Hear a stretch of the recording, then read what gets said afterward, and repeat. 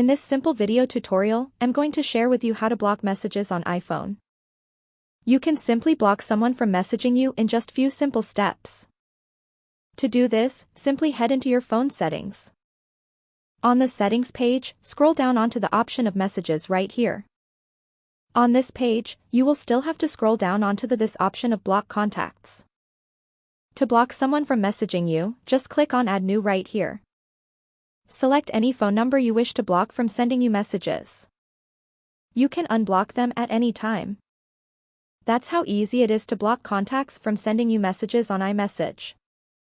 If you have any questions, just let me know in the comments section down below.